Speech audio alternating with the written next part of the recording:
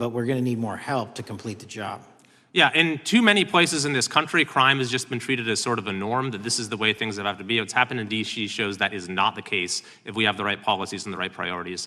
Finally, you know, this is tragically the second time in as many years that we've had an FBI director here following either an assassination or an assassination attempt. And so since there's been some time now since from the attempted assassination on President Trump at Butler, would you say that the public's understanding of what took place on that day is fairly consistent with all of the facts as you know them, or do you believe there's still material facts that have not been made public or are not fully understood by the public? No, I think it's fairly consistent. Thank you. I yield.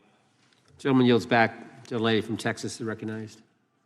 Man, oh man, there has been so much today, and I truly don't know where to start. So I'm just going to make sure that we start off with a few facts. So a couple of facts that we need to make clear for everyone is that, number one, Director Christopher Wray, when he was appointed to be the head of the FBI, was appointed by Donald Trump. Now, I will agree that I definitely take issue with a number of decisions that Donald Trump makes, especially when it comes to the people that he decides to appoint to very important positions, including this one, because I did have to make sure that I wasn't going crazy. But when I say that you are the least qualified FBI director in the history of the FBI, that is real, because you are the only one that never even served with the FBI prior to joining, yet we are supposed to believe that you are the greatest thing since sliced bread. I didn't ask you a question. Now, what I want to go through is to talk about why you are a failure and why, honestly, we just need to tell you bye-bye. I know that you got a little upset and you put on your show for your boss because it seems like you're trying to save your job when it came to talking to Senator Booker yesterday. But let's go through some of your failures. So before you were even confirmed, and I think one of my colleague from Georgia, pointed out that you are already targeting career officials so that you could direct illegal firings. Mind you, these cases that you were so upset about, which are the ones tied to Trump, the cases came through his handpicked FBI director. And frankly, when people sit around and say things like, oh, you know, we're happy because now we feel safe. I don't know who feels safe in this country except for the white supremacists, because I specifically as a black woman definitely don't feel safe. And frankly, my colleagues have been real nice to you today, and I applaud them, but I don't have the same demeanor because I know that multiple colleagues on this side of the aisle have faced death threats. In fact, somebody tried to kill one of my colleagues. And frankly, I don't know if this FBI or under your leadership, if those people would have been caught. I don't have any confidence in you. And if we start talking about the reasons that I lack confidence, we could start with you not just wanting to acknowledge some simple facts. Simple facts like the vast majority of the threats are coming from right-wing extremism. And I know my colleagues have tried to stress this, but I decided that I would maybe do it in a different way. Number one, I have a couple of UCs. Ken Buck, one of multiple Republicans receiving death threats for voting against Jim Jordan as House Speaker. Without objection. Another one, Republican lawmaker says she received death threats after voting against Jim Jordan in Speaker's race. Without objection. In addition, there was another one from another colleague who now is leaving Congress because they said that they were calling his wife anonymously and threatening her life to the extent that she ended up sleeping with a firearm. Without objection. Okay, so here's the deal. How are we supposed to have confidence when you're sitting up here telling the Senate yesterday that it will take you 14 years before you can get the FBI fully staffed to do their jobs? You're also now redirecting resources so that they can go and play ICE agents on the streets. You're getting rid of your most qualified people, and even when it came down to somebody that you consider to be a friend, you were posted up having some fancy dinner to the extent that you posted not only once erroneously, you posted twice erroneously as it relates to catching somebody, and then you want to go and say, let me take a victory lap. Because honestly, if it wasn't for parents deciding that they were going to turn in their child, It seems like y'all wouldn't have got there, even though he literally confessed online. So I'm confused about what it is that the FBI is doing except for trying to put on a show for The Apprentice, or whatever you want to call him. The day after all of this took place, there was domestic terrorism that was taking place at HBCUs. They were targeted. Yet I didn't hear anything from the FBI about what was going on. And again, black people kept saying, how did we end up in this? Because the numbers are so very clear that white supremacy is a problem. And honestly, I've not heard anything out of you today that makes me believe that you're gonna do anything about the white supremacy problem. The one that is leading to children being killed, children being shot, as well as members of their community as they're worshiping in their churches. The time of the gentlelady has expired. If the gentleman would like to respond to any of that.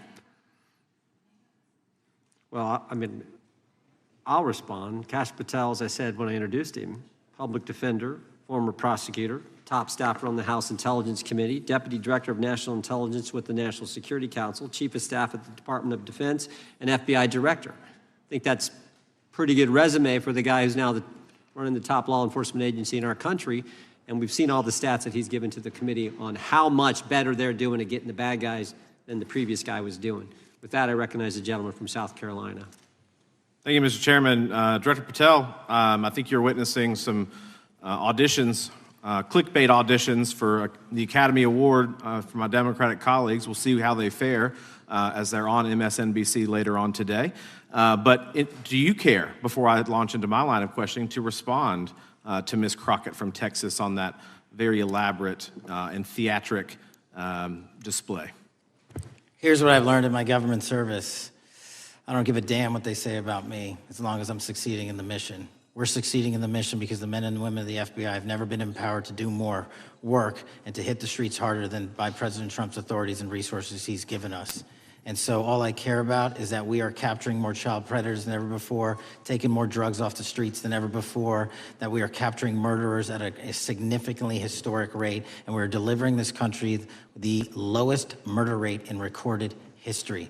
That are facts that you cannot dispute. But you can come at me all you want. I don't care.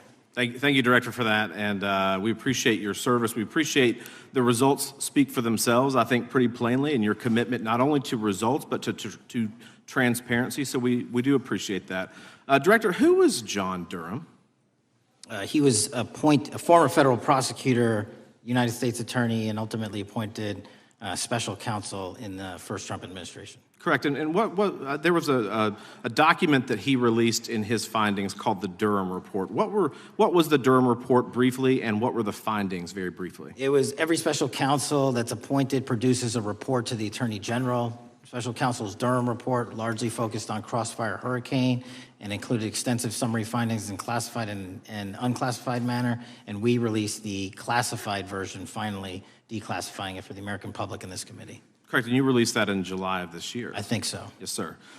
Isn't it true that in the classified Durham Annex, as it's referred to, that in 2016 the Obama administration obtained intelligence information from a source contained in two separate memoranda, one in January of 2016 and one in March?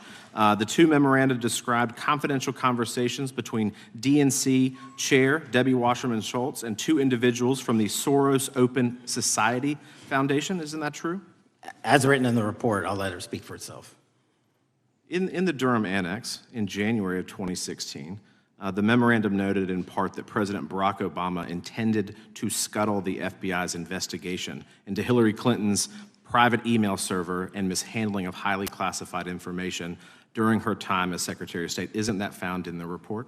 I believe so. Isn't it also found in the report that in March of 2016, the memorandum also included references to the same Obama effort to shut down the Clinton investigation, but additionally outlined a plan to falsely connect Trump to Russia? Isn't that in the Durham Annex? I think it's in more than the Durham Report, but yes. The memo also stated in part that, quote, the Democrat Party's opposition is focused on discrediting Trump, among other things. The Clinton staff, with the support from special services, is preparing scandalous revelations of business connections between Trump and the Russian mafia. Isn't that also found in the now unclassified Durham Annex? I believe so, sir. According to the Durham Annex, based on analysis and translation of the intelligence, FBI analysts believed that special services could either mean the FBI or CIA, or the Trump dossier author Christopher Steele. Isn't that in the Durham Annex? I believe so, sir. When the Obama administration received intelligence in March of 2018, Fusion GPS was preparing open source opposition research regarding purported ties between Trump and Russians. The research was paid by the Clintons' campaign and the DNC. Isn't that open source and also in the Durham Annex? I believe both. Okay. And so also in the Durham Annex, which I found interesting, was the potential campaign plan was shared with high-ranking career officials at DOJ. Isn't that in the Durham Annex? I believe so, sir. The Durham Annex describes that in July of 2016, emails allegedly between Leonard Bernardo, senior vice president of George Soros's Open Society Foundation, included data providing specificity on the Clinton plan in an attempt to smear Donald Trump by falsely linking him to Russia. Isn't that in the Durham report? I believe so.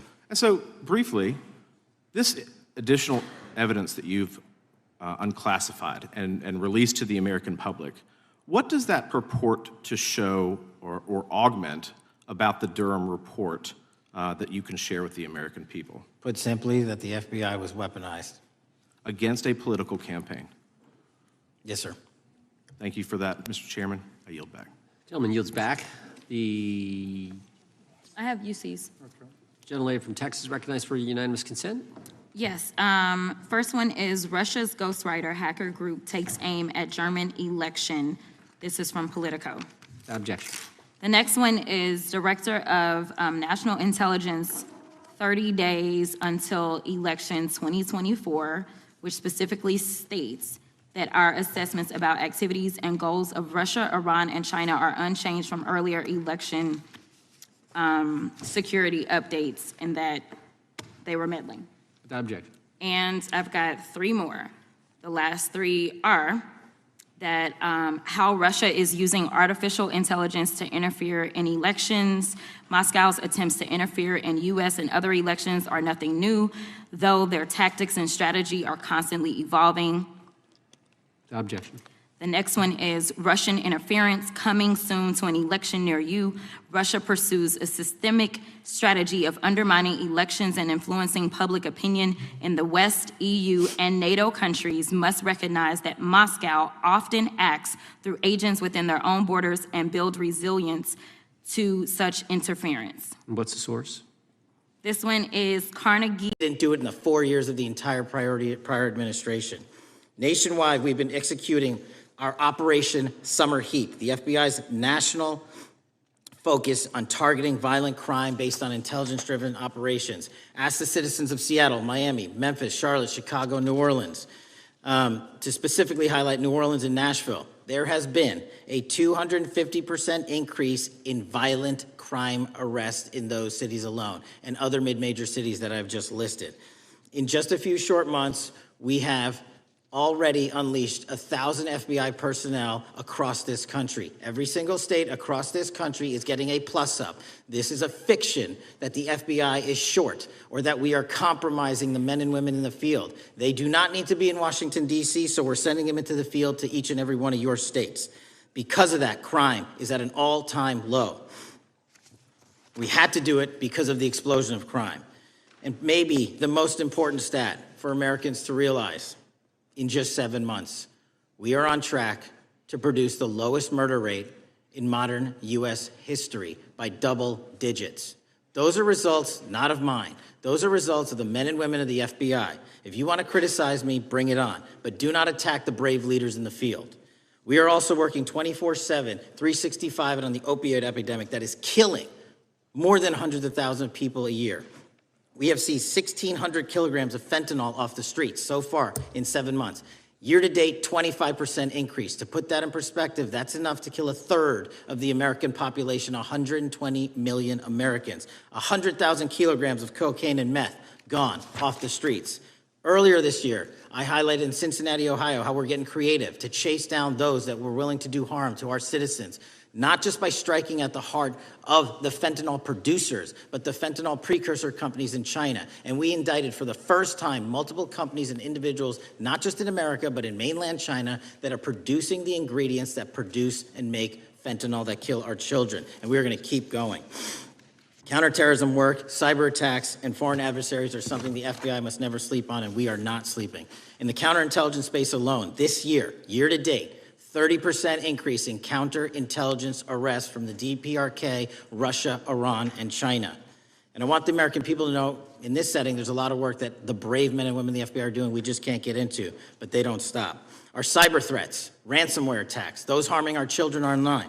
We have nearly a 20% increase in indictments and arrests in 7 months alone this year. We're going after those that harm our malware, infrastructure systems, telecom systems, and energy structure. Combating SALT and Vault typhoons are just a little bit of the examples we're doing.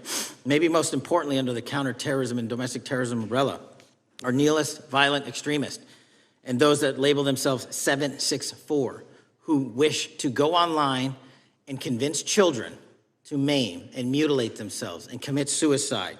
And we are producing record numbers of arrests under that umbrella organization. We even stopped an individual in the 764 network who wanted to conspire to kill an adolescent girl. He is now in custody. Transparency remains one of my main priorities at the FBI. And this is what I've done in my 7 months at the helm. We've produced more than 33,000 pages of documents to Congress to a variety of committees, including, I believe, 7,500 to this committee alone, if memory serves me correct. To put the 33,000 in perspective, my predecessor in 7 years produced 13,000 pages in total to the United States Congress. His predecessor in 4 years produced 3,000 pages in total. I repeat, I have produced 33,000 pages in 7 years to this Congress and will continue to do so. I'm dedicated to restoring the trust and the mission and the integrity of the FBI, and we cannot do so without congressional oversight, and I promise you I will continue to do so. On the Epstein case, the original sin on the Epstein case was how it was handled by Mr. Acosta when he first brought the case in 2006, 7, and 8. The original case had a very limited search warrant, had a very limited search window, had a very limited investigative window. I was not there when those search warrants and that investigation was launched. I would not have done it that way. They were limited to only 3 to 4 years of investigations from 97 to approximately 2001 and 2002 to 2005. Mr. Acosta allowed Mr. Epstein to enter into a plea agreement where he served weekend jails for trafficking minor women.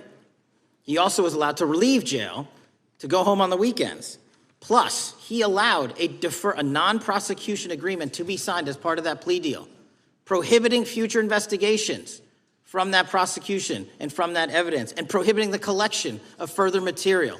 That is the original sin. We are working with Congress to produce more than any administration ever has material on Epstein. And I welcome the challenge to tell us that we are not being as transparent as the law allows. We even went to court and asked the judges to lift those prosecutorial agreements and to lift those court order seals, and they denied us 3 times. Congress is welcome to do the same and join the fight. And I'd lastly like to focus on operation that the president led in D.C.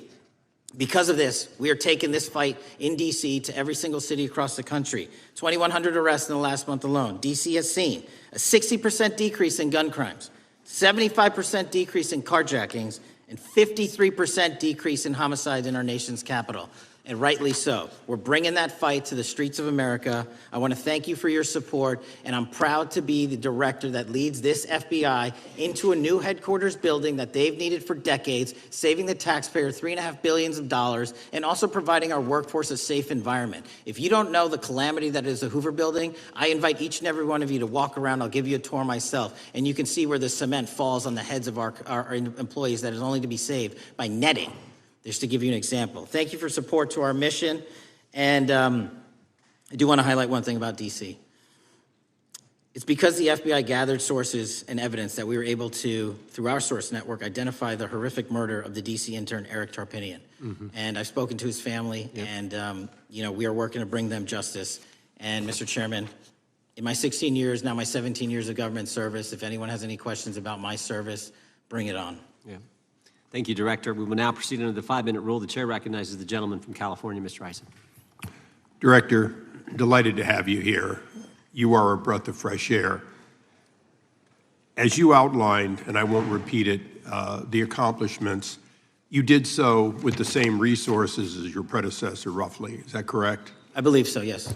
And so how much of that has to do with taking people out of the backside of the FBI and moving them into the field, into doing the job for which we primarily pay the FBI? It's exactly what we needed done. 1/3 of the FBI's workforce resided in the National Capital Region before I got there. 1/3 of the crimes do not happen in Washington, D.C. Not anymore. Not anymore. So 1,000 personnel of the FBI were deployed across this country on a permanent basis, and every single state in this union is getting a plus up, not a reduction, a plus up of 1811s of intel analysts and support staff. And that is why the crime rates are going down in record numbers. Thank you for doing that, and you know, it's perhaps the hardest thing for a bureaucrat to do is to lower the head count around them that support them, and I appreciate your willingness to do it different than your predecessor. A lot of what you covered earlier was the find, the discovery, and then the prosecution that is done by the DOJ. But I want to talk a little bit about the prevent side. On the Charlie assassination, sir? No, on all of these. Okay. Okay, for example, and I'll bring it up before the Democrats bring it up, January 6th. January 6th, we now know, because of your find, that in fact there were people involved who were not just observers but participants who in fact, it's been alleged, and I personally believe, in fact, were part of promoting, perhaps even the one woman who died, encouraging her to walk through a door that led to her death. When you see that kind of activity, and you know it was done under predecessors with full knowledge, whether it's January 6th, where embedded people crossed the line, or any other activity, including obviously the Russian hoax that we're now dealing with up in, front and center. My question to you is, what can you or others do to prevent it from occurring again? Not on your watch, but on future watches. How can we know that this won't happen again the moment you leave the FBI?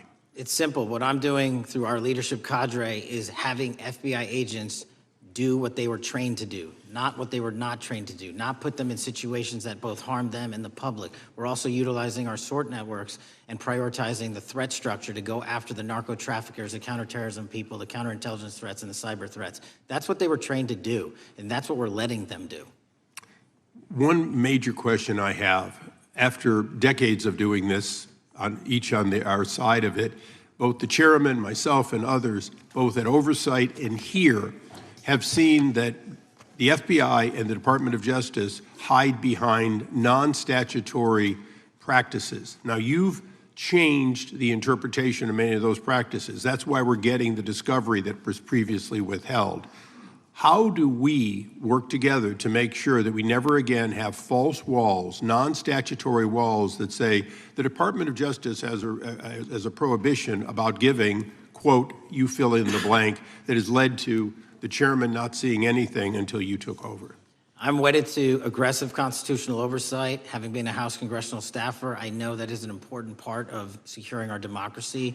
And the way we make it an everlasting, enduring process is by showing the American people the results of what we are doing and the important work of this committee and putting it out to them so they can see government waste, fraud, and abuse. And then they can demand from our constituents and our electors that they want this process to continue. Last major question here. Some things are so sensitive that we both would agree they cannot be made public. Will you commit to this committee, when it is too sensitive to disclose, that you would at least make it available for in-camera review by the chairman and ranking members or others designated? I have done that, and I will continue to do that. Well, thank you, Mr. Chairman. This is a breath of fresh air. This is the beginning of what we need. But my questions today for the director are ones in which I believe that we do need to codify by agreement or by statute if necessary, the kind of openness and transparency that we're seeing from this administration, the kind of discovery that's allowing us to do our oversight properly. And I would hope that that be the follow-up to this, obviously along with the Attorney General. And I yield back my 4 seconds. Thank you. The gentleman yields back. The gentleman from New York is recognized. Thank you, Mr. Chairman. Welcome, Director Patel. In the wake of the tragic murder of Charlie Kirk, Donald Trump said, quote, "Violence and murder are the tragic consequences of demonizing those with whom you disagree, day after day, year after year, in the most hateful and despicable way possible," close quote. I would note for the record that Donald Trump has famously demonized practically every person he has ever disagreed with, and therefore, using his own logic, he has put their lives at risk. I should know. About 2 weeks ago, when I announced my decision not to my decision not to seek re-election, many people on both sides of the aisle, including the chairman, offered me well wishes and thanked me for my service. Donald Trump, on the other hand, took to Truth Social to call me a, quote, "psychopathic nut job," among other things. Yesterday, I received a threatening note filled with anti-Semitic comments and hateful attacks that mimics some of the same language used by the president. I am sure many of us on this committee face similar threats every day. We have seen political assaults on both the left and the right. The attack on Charlie Kirk, the attempted assassination of the president, the murder of the Democratic Speaker of the Minnesota House, the assault on Paul Pelosi, and the attack on the Capitol on January 6th, for example. Director Patel, do you agree that there is political violence from both the left and the right? There is too much political Do violence. you agree, yes or no, that there's violence? There is too much political violence based on ideologies from either side. From either side, okay. Are you aware of the study by the Cato Institute, a well-known conservative group, that found that 69% of the violence is from the right? I'm not familiar with that study. You're not familiar, okay. I would commend it to you. Are you aware the administration has threatened to use violence as an excuse to crack down on liberty and freedom of speech? Say that again, I'm sorry? Are you aware the administration has threatened to use violence as an excuse to crack down on liberty and freedom of speech? Nobody at the FBI is doing that. I didn't ask you about the FBI, I said the administration. I speak for the FBI. I would like to enter the record an article from today's New York Times titled, "Trump Invokes Kirk's Killing and Justifying Measures to Silence Opponents." In the wake of Charlie Kirk's killing, President Trump and his allies have laid out a broad plan to target liberal groups, monitor speech, revoke visas, and designate certain groups as domestic terrorists. I ask unanimous consent to insert this into the record. Thank you. Politicizing the murder of Charlie King to go after free speech is not a legacy I believe Charlie King would have wanted. Moving on, I want to address another topic. The FBI has traditionally played a key role in prosecuting public officials for corruption. But I fear that at a time when the president is accepting planes from Qatar for his post-presidential personal use, issuing pardons to major donors, and personally profiting from the office of the presidency, the FBI may be abandoning its commitment to investigating public corruption. Since its creation in the wake of the Watergate scandal, the Public Integrity Section has been one of the crown jewels of the Department of Justice, investigating and prosecuting corruption among the nation's public officials and acting as a key safeguard against politicized prosecutions. This section's work has been supported by an elite squad in the FBI devoted specifically to rooting out corruption. But according to reports, the Public Integrity Section has now been decimated, and the FBI's Public Corruption Squad has been dismantled. I would like to submit for the record a New York Times article entitled, "FBI Dismantles Elite Public Corruption Squad." I ask unanimous consent. Thank you. These actions are an invitation to corrupt politicians to break the law, since they know that the government is asleep at the switch. Last month, Senator Warren and I, along with dozens of other members of Congress, wrote to you and Attorney General Bondi expressing grave concern over your decision to effectively legalize corruption and to politicize prosecutorial decisions. And he asked unanimous consent to enter this letter into the record. Thank you. I don't have time today to walk through all your questions, all of our questions and concerns, but will you commit to answering this letter in short order so that we can understand what factors led to this decision and how it has impacted the ability to hold corrupt officials accountable? I will review your letter with my team and respond as soon as I You can. will respond. Thank you. I yield back the balance of my time. Gentleman yields back. Gentleman from Arizona is recognized for 5 minutes. Thank you, Mr. Chairman, and thank you, Director, for being here. I appreciate the change in the FBI and the tone since you've been there. We heard the ranking member, however, describe the FBI under your leadership as being resorting to political enforcement and you personally as being paranoid. I would just suggest that perhaps that is the projections of the ranking member himself and not you, sir. I want to refer to something that was said yesterday in yesterday's hearing by Senator Grassley. He said, it's well understood that your predecessor left you an FBI infected with politics. At your nomination hearing, he gave you records, made public records about whistleblowers regarding something called Arctic Frost.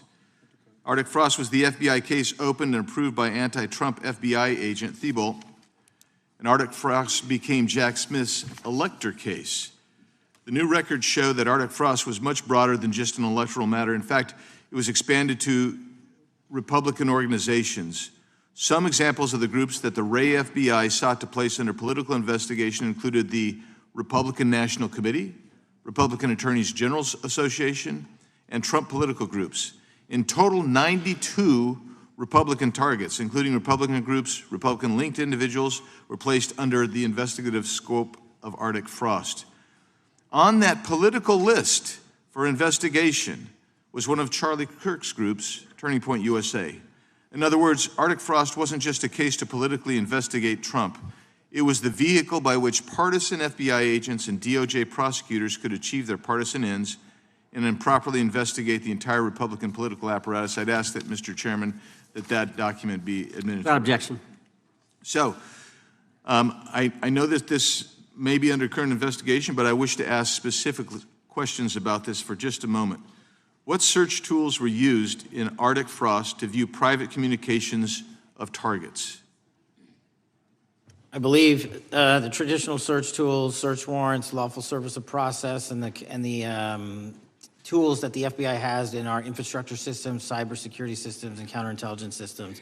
But generally speaking, if I may, I want to use this to highlight the fact that I'm continuing my promise to work with Congress to produce documents simultaneously and also conduct ongoing investigations. I'm giving you as much as I can, and I'll give you more when I can. Thank you.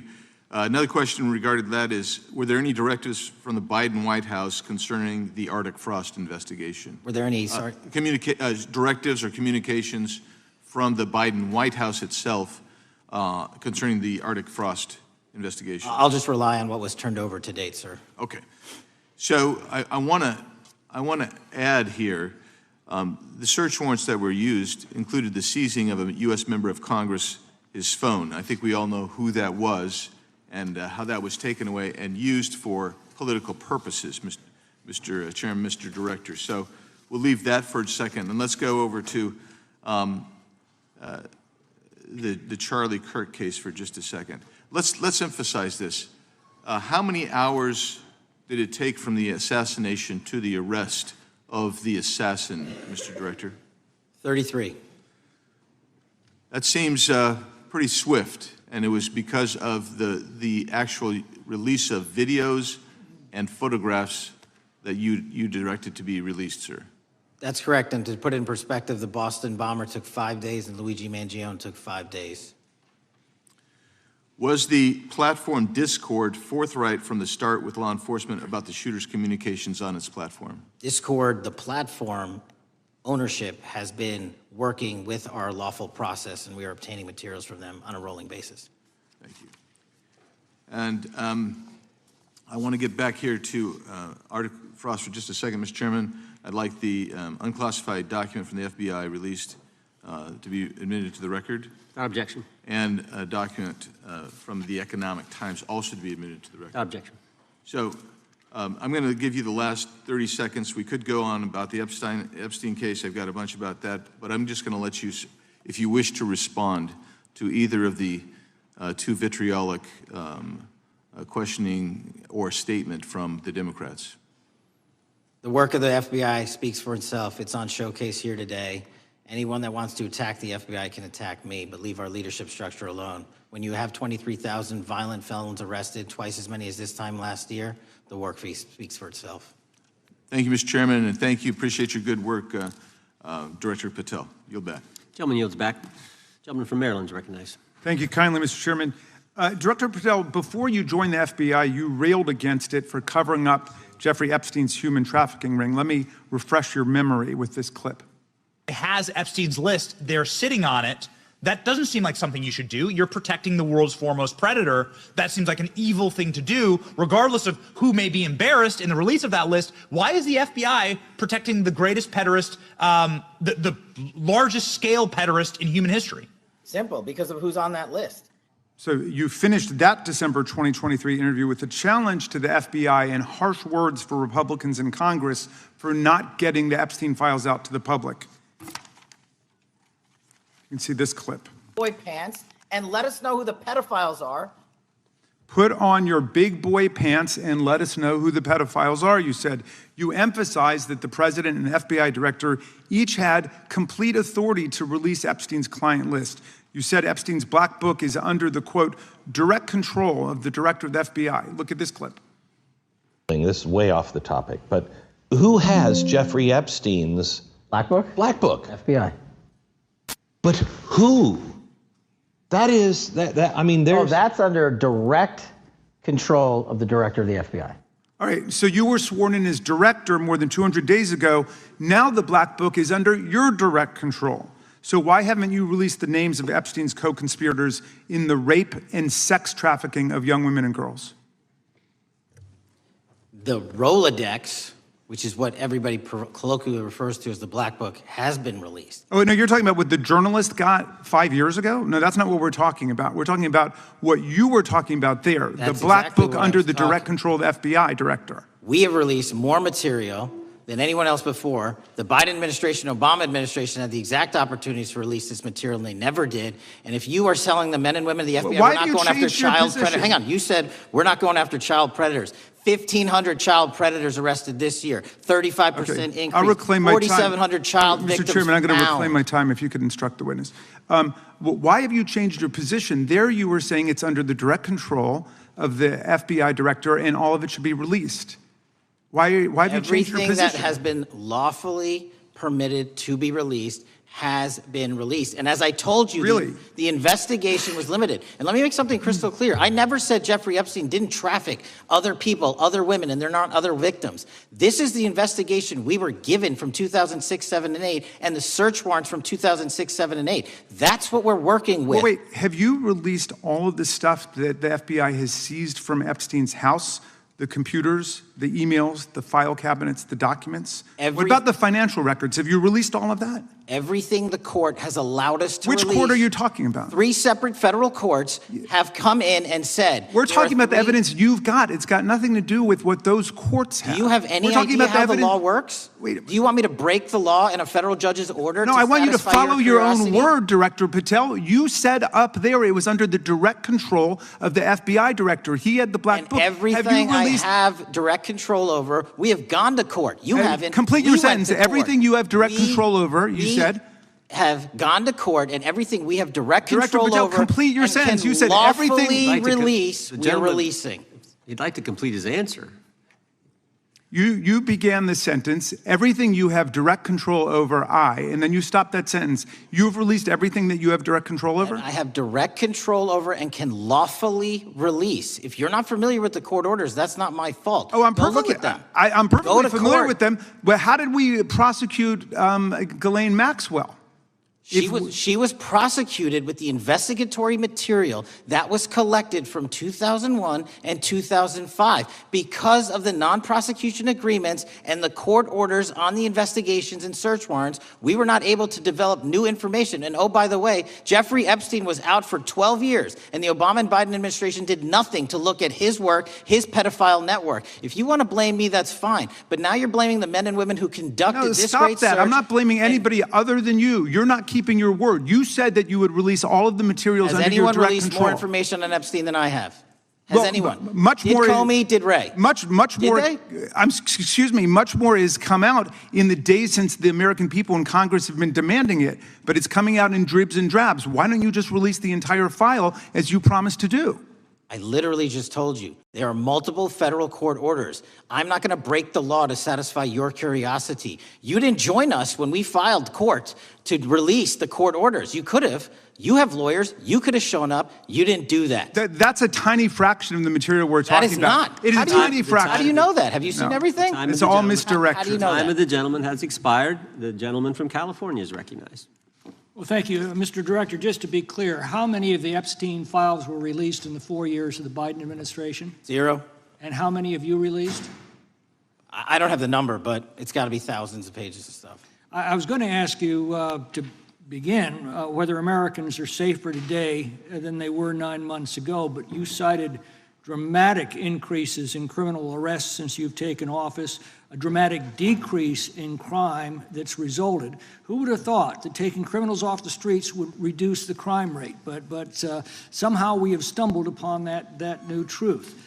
But it begs the question, what was the FBI doing during the 4 years of the Biden administration to see that dramatic an increase in work under your tenure? The simple answer is I'm letting good cops be cops. We're working with our state and local law enforcement. We're energizing our partnerships. We're bringing on more task force officers. When you have more cops in the streets, when you're using ground-based intelligence, when you're not weaponizing law enforcement and focusing on DC and focusing on the rest of America, this is what happens. It is not a significant mind shift in terms of how we maneuver the FBI.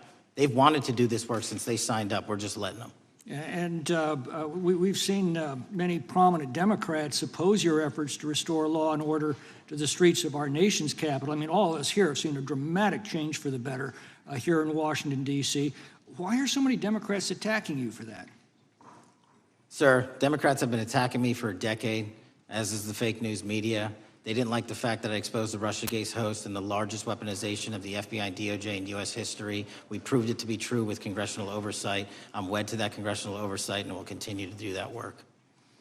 Christopher Wray repeatedly warned this committee that the Biden open borders policy had produced a significant increase in terrorist threats that he said kept him up at night. A particular concern, he said, was the 2 million gotaways that entered the country during the Biden administration. That's an average of 41,000 every month. What are the monthly gotaway numbers today?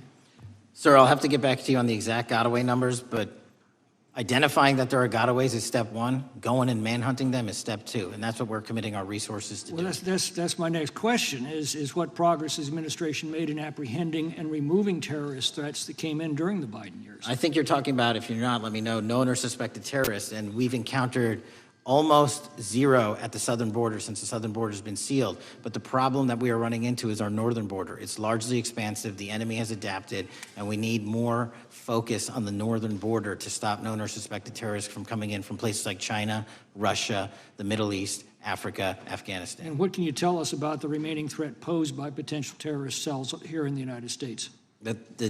The terrorist threat that continues to be posed by international terrorists here in the United States is one of my highest priorities.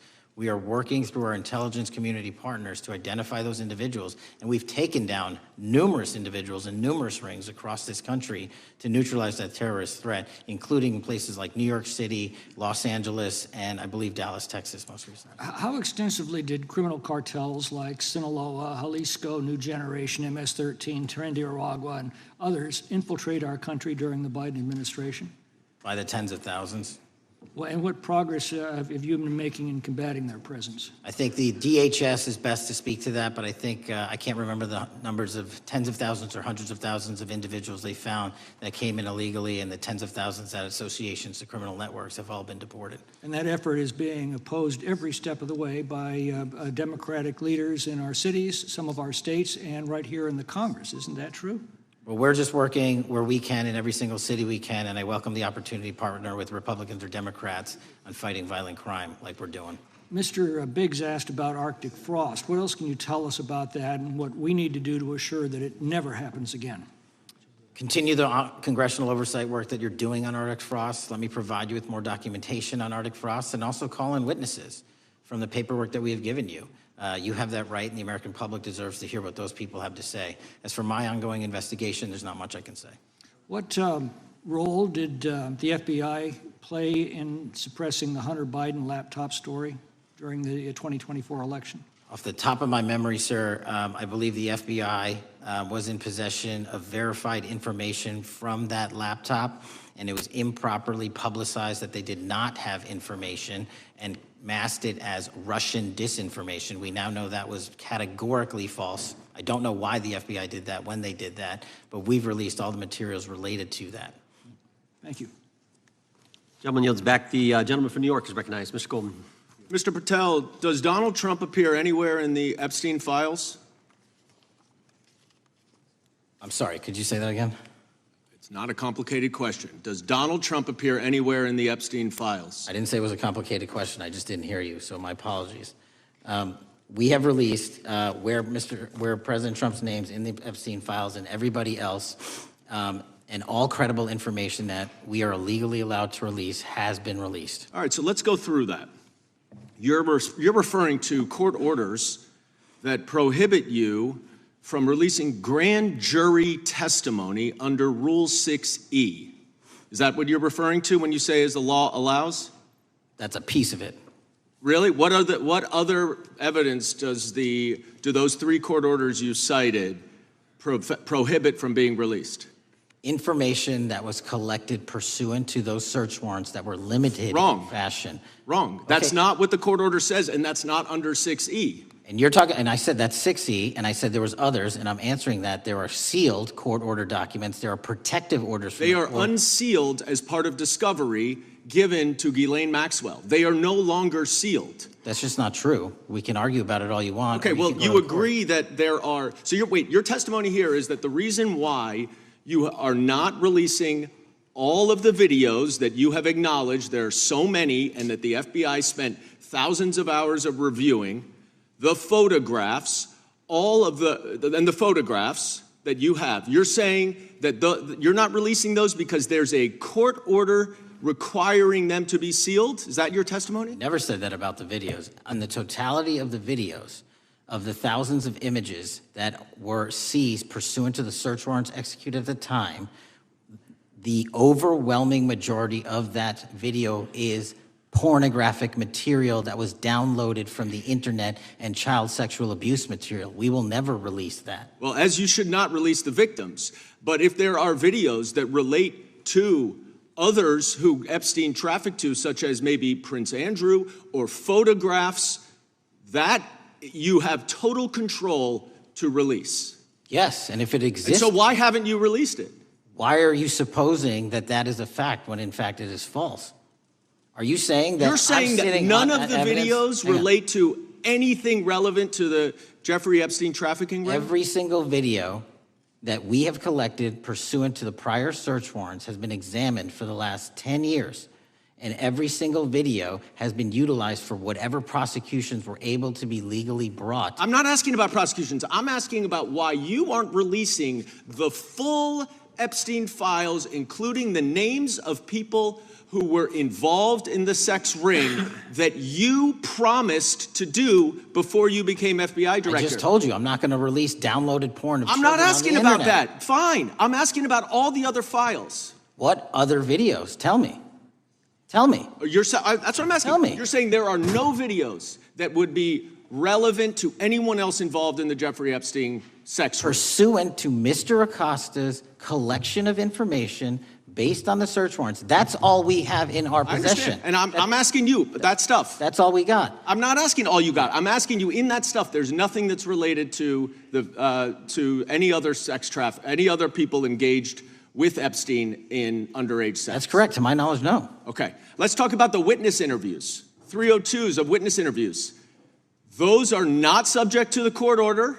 Those are not subject to any fictional sealed order for a search warrant. Why aren't you releasing those with the redacted names of the victims?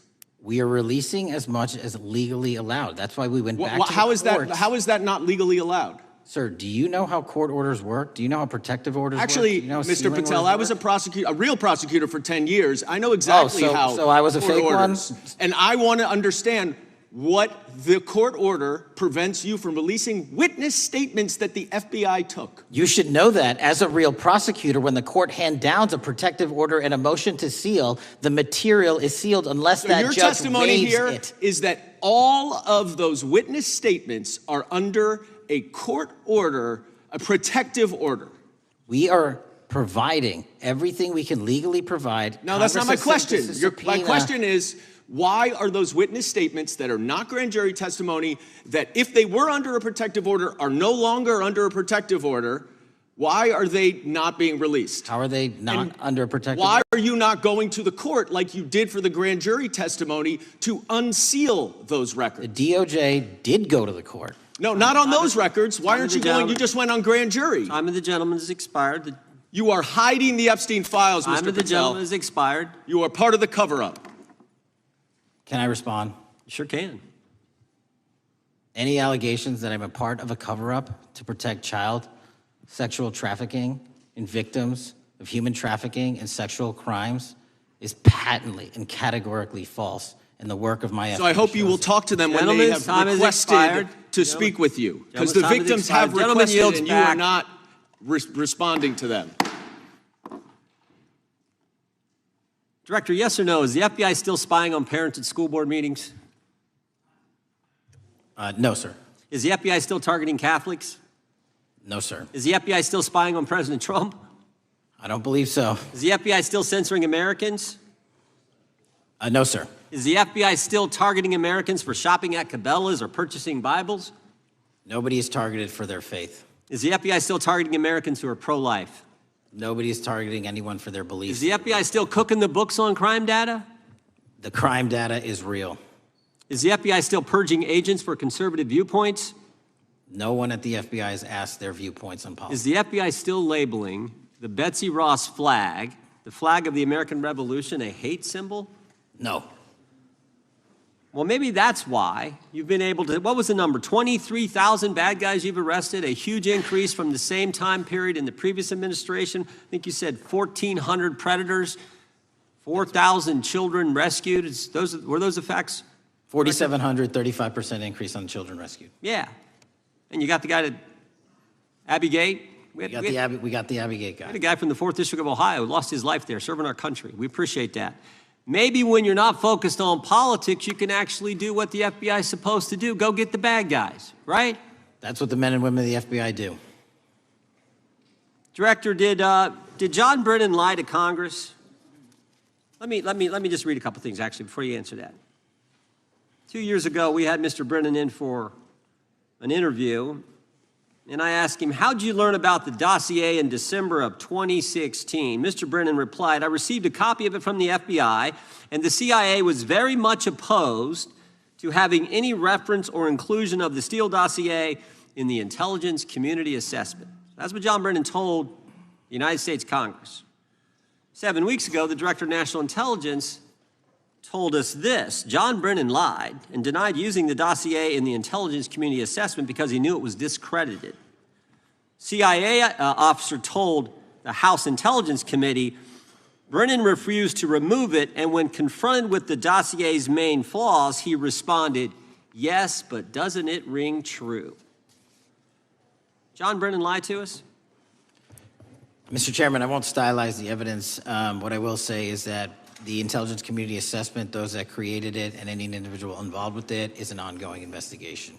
There's an investigation into what took place in December and January of December 2016, January 2017, when this whole thing started, this grand conspiracy. That is being investigated, is that right? That has been publicly announced by the department. That's been announced by the department. Did Chris Wray hide documents from this committee? You would know better than me, sir. Well, I think you told us like 700 pieces of information you've given this committee since you've been the director relative to just one incident, the Catholic memorandum from the Richmond field office. I can give you the comparison, sir. Yeah.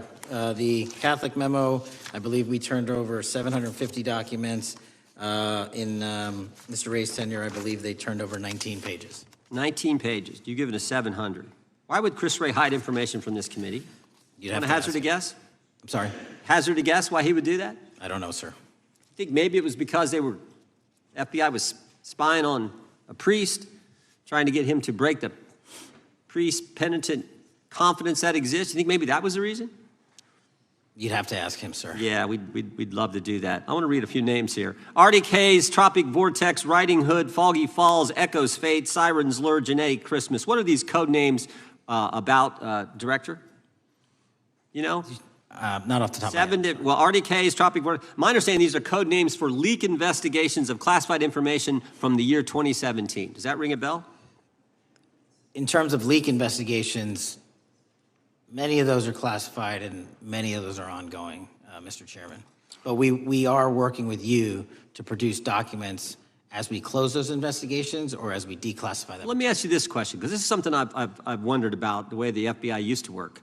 The way this whole thing so many of these things unfolded.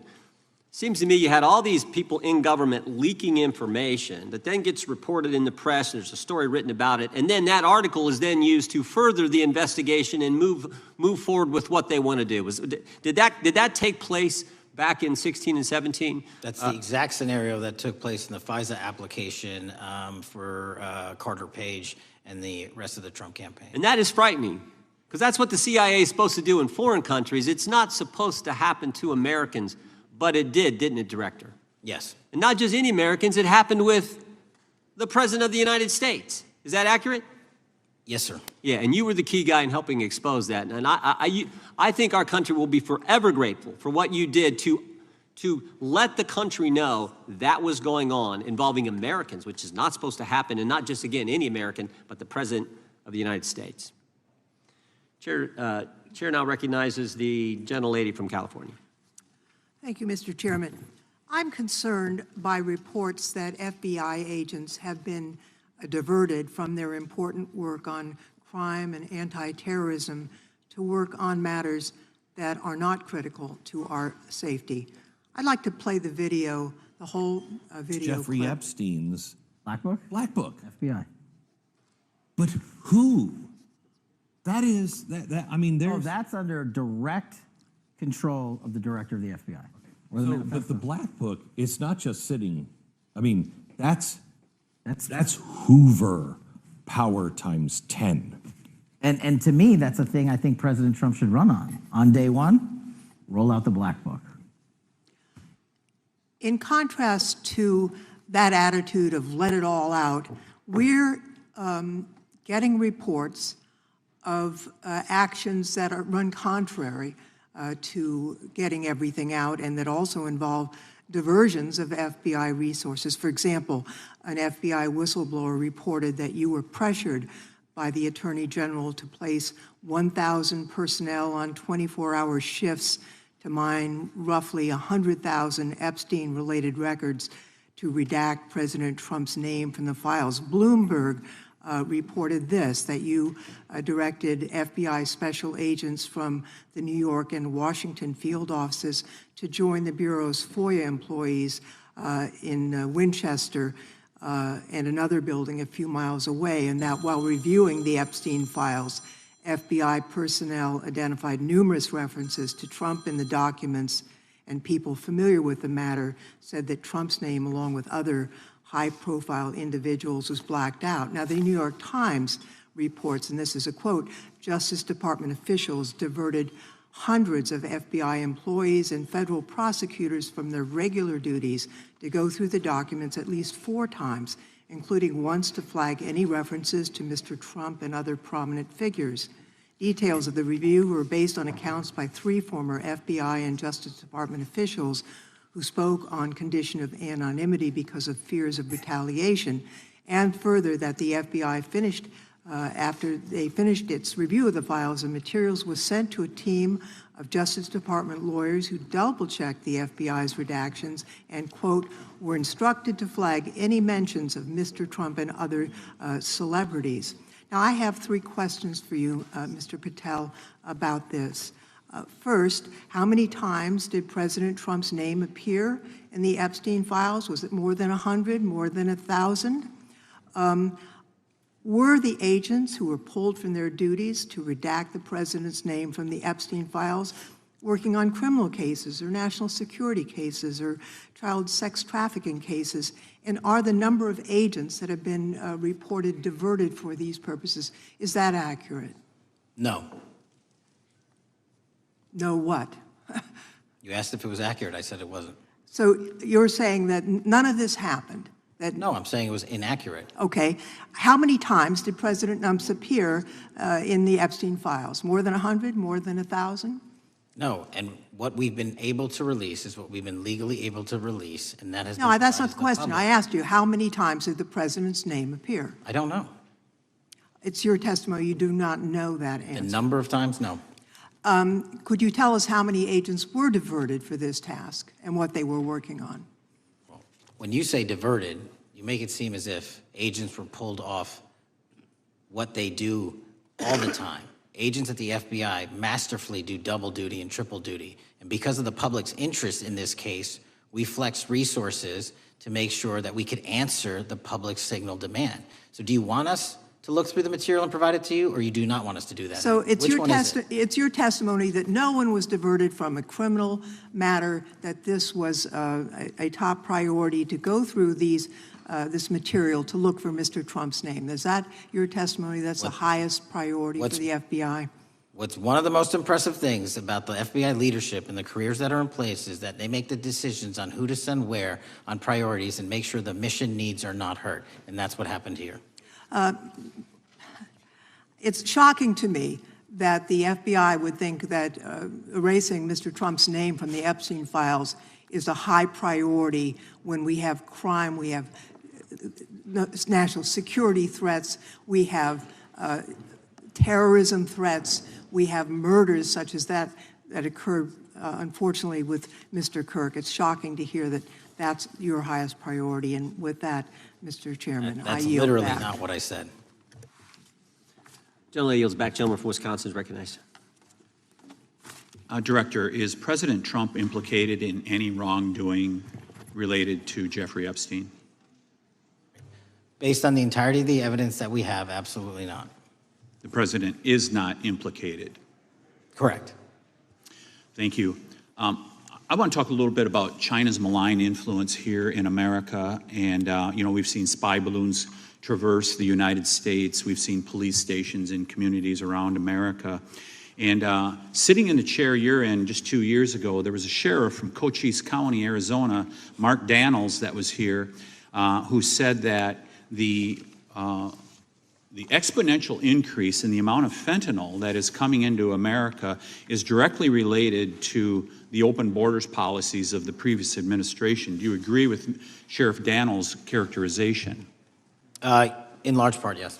So since you've been director, has there been a reduction we've talked about how the border is largely secure now, right? The southern border, yes, sir. The southern border is largely secure. Has there been a concomitant reduction or a reduction in the amount of fentanyl that is coming into America?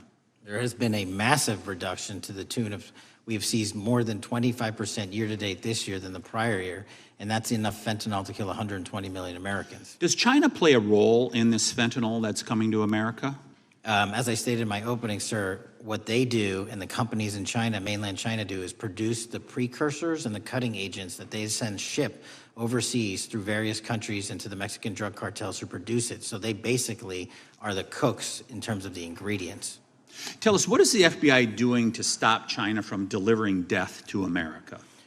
So for the first time in a decade, I actually reached out to my counterpart at the Ministry of Public Security. No one at the FBI had done so, to engage. Ministry of Security, where's that? In mainland China. In mainland China, okay, thank you. To engage in a conversation to say, hey, can we have a certain number of these precursor chemicals listed in China so that they become illegal and illegal to trade. We're also working with our counterparts in places like India and Guatemala because the transshipment routes of the precursors, the Mexican drug cartels have gotten creative, and instead of coming directly to America are going into these countries. And we've had massive success in India and Guatemala, and in those governments, great partnerships in shutting down the ability to ship the precursors into those countries, which are ultimately destined to America. So those people that are working with security agencies have been working with you, is that accurate? Yes, sir. So I want to turn to a couple cases that are at the University of Michigan, where Chinese nationals, on behalf of the Chinese government, smuggled in illicit biological materials,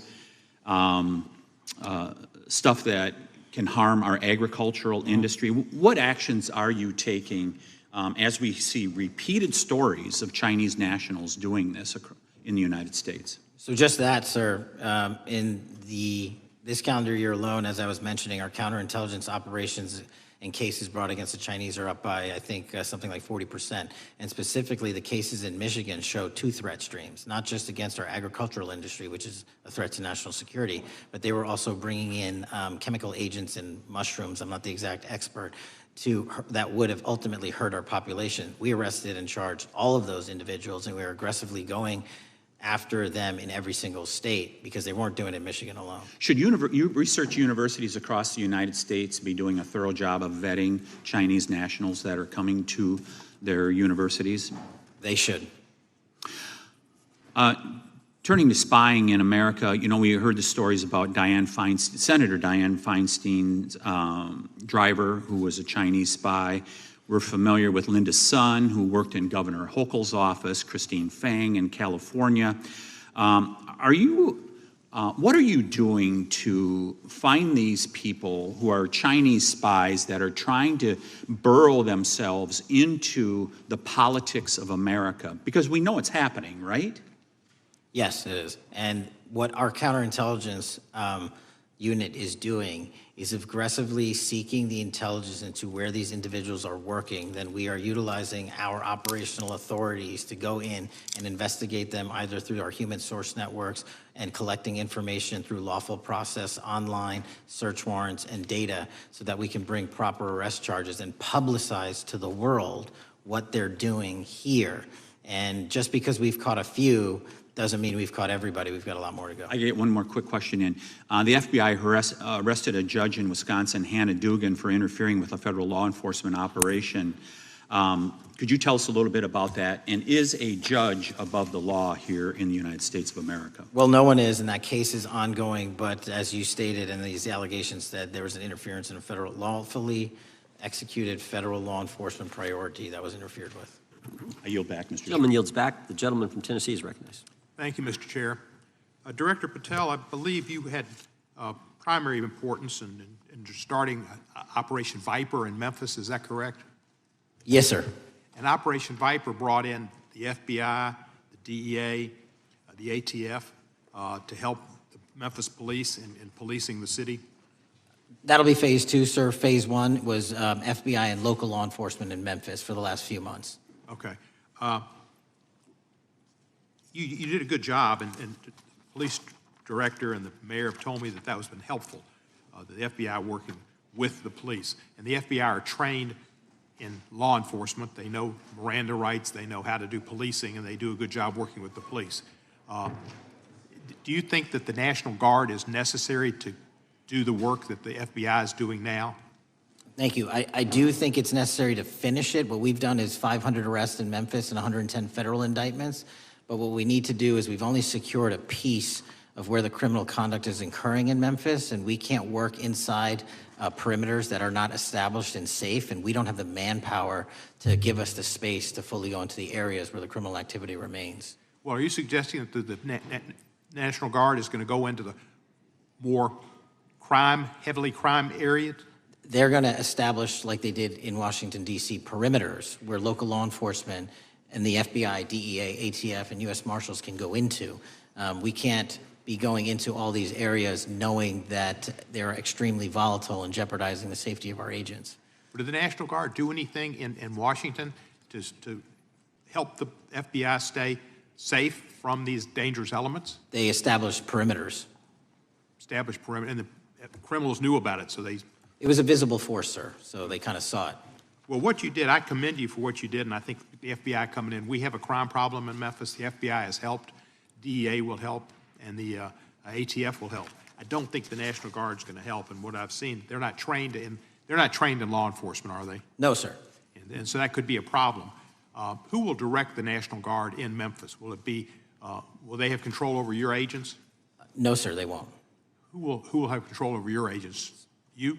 Well, the SAC and then ultimately the chain of command up to Washington, D.C. will control the FBI, but there's a task force that was put together that is going to be led by an interagency. The heads of U.S. Marshals, DEA, and FBI will be working together with DHS collectively on this. Have you visited Memphis before? Yes, sir, I have. So you know how good a city it is. I love Memphis.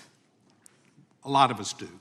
And Memphis is a great city, great history, civil rights museum. Might say something about slavery, but that was the history. Needs to be taught. Blues, Elvis. Beale Street. Beale Street, right. Barbecue. And people should come. It's not a troubled city. We've got some crime, but it's not a troubled city. We're not troubled, and we love our city. And we hope that the National Guard doesn't come in and cause people to have questions about Memphis, because it's a city they should visit. Let me ask you this about, you said that the homicide rates are coming down to an all-time low? In modern recorded U.S. history, yes, When sir. does modern recorded history start? I think the FBI, and I'll get back to you on this, has stats on that going back about 30 years, sir. Okay, I was thinking back to Ozzie and Harriet, and I didn't think you could beat Ozzie and Harriet's time. Secondly, you mentioned the Epstein case. Did any of the women that were victims, and they came up here and had a press conference and all, did any of them contact your office and ask to give information? To my knowledge, no, sir.